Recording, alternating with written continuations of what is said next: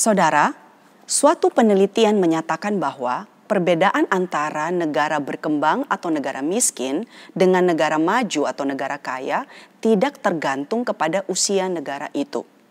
Contohnya misalnya India.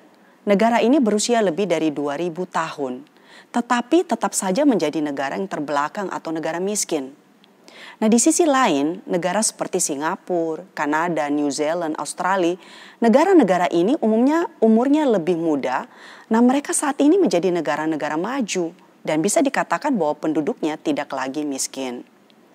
Nah, sumber daya alam dari suatu negara juga tidak menjadi jaminan suatu negara menjadi kaya. Banyak negara dengan sumber daya alam yang banyak, namun negara tersebut masih saja ketinggalan. Nah, contoh sebaliknya, Jepang misalnya. Negara ini mempunyai area yang sangat terbatas. Daratannya 80% adalah pegunungan. Tetapi saat ini, Jepang adalah salah satu negara dengan ekonomi yang sangat maju. Atau Swiss, negara yang sangat kecil. Mereka tidak memiliki perkebunan coklat, tapi negara ini menjadi negara pembuat coklat terbaik di dunia. Nah, saudara, apakah yang membedakan negara-negara tersebut? Nah, dari penelitian ditemukan bahwa bukan karena masalah kecerdasan, bukan karena masalah ras atau warna kulit. Perbedaannya terletak pada sikap atau perilaku masyarakatnya yang dibentuk sekian lama melalui kebudayaan dan pendidikan. Dari analisa perilaku masyarakat di negara maju, ditemukan bahwa mayoritas penduduknya sehari-hari mereka mematuhi prinsip-prinsip dasar kehidupan. Dan salah satu prinsip dasar itu adalah integritas diri. Amsal 11 ayat 3 mengatakan, orang yang jujur dipimpin oleh ketulusannya, tetapi pengkhianat dirusak oleh kecurangannya. Amsal 11 ayat 6. Orang yang jujur dilepaskan oleh kebenarannya, tetapi pengkhianat tertangkap oleh hawa nafsunya. Amsal 11 ayat 11. Berkat orang jujur memperkembangkan kota, tetapi mulut orang fasik meruntuhkannya. Nah, saudara, Amsal 11 menggambarkan dan mengkontraskan antara kehidupan orang benar dan kehidupan orang fasik. Mulai dari ayat 3, ayat 5, 6, 8, 9, 10, dan 11. Mengkontraskan antara orang yang berintegritas atau orang jujur atau orang benar dengan orang fasik atau pengkhianat. Nah, di ayat yang ketiga, orang yang jujur itu menggunakan kata integritas yang menggambarkan tentang kepribadian seseorang yang jujur dan utuh. Nah, sering juga diartikan sebagai kekonsistenan antara kata dan perbuatan. Seorang yang berintegritas senantiasa berusaha bertindak berdasarkan prinsip kebenaran yang normatif. Nah, di dalam Perjanjian Lama, mereka yang berintegritas biasanya dihubungkan dengan seorang yang bergaul karib dengan Tuhan. Mereka digambarkan sebagai orang yang tidak berjalan menurut nasihat orang fasik. Mereka tidak berjalan di jalan orang berdosa. Mereka tidak bergaul dengan pencemooh. Seseorang yang berintegritas itu adalah seorang yang takut akan Tuhan, yang berjalan di jalan yang benar dan yang menjauhkan diri dari kejahatan. Saudaraku, integritas ini muncul akibat pergaulan dengan Tuhan. Dan ia akan berusaha untuk hidup benar.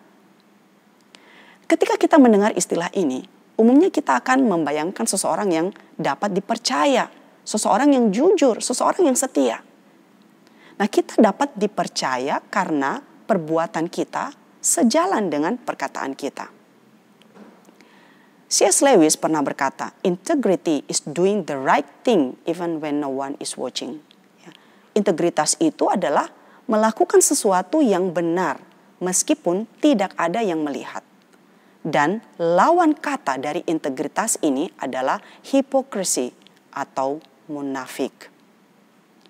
Martin Lloyd-Jones, seorang pengkhotbah, mengatakan bahwa kerajaan Allah mempersoalkan hati, yaitu apa yang ada di dalam hati kita. Dengan kata lain, jika engkau ingin tahu apa yang sebenarnya di dalam dirimu, engkau bisa mendapatkan jawaban pada waktu engkau sedang sendirian dengan pemikiranmu, dengan keinginanmu, dan khayalanmu.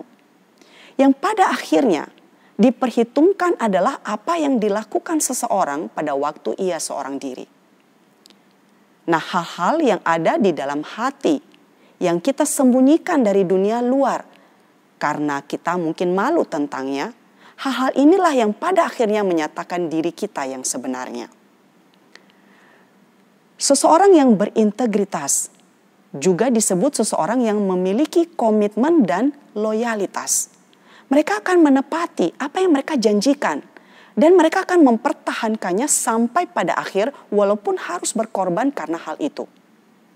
Nah, memang kita tidak bisa pungkiri, saudara, bahwa pada zaman sekarang ini jarang sekali kita menemukan pribadi yang seperti ini. Selama ini kita mungkin adalah seseorang yang jauh dari kategori yang disebut dengan jujur atau berintegritas.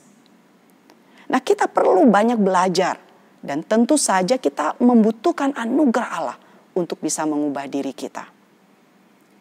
Sebagai penutup, mungkin kita pernah ya mendengarkan contoh ini tentang diagram silsilah dua orang yang hidup di abad 18, yaitu seorang yang bernama Max Jukes, seorang penyelundup alkohol yang tidak bermoral, dibandingkan dengan Jonathan Edwards, seorang pendeta saleh dan pengkhotbah KKR.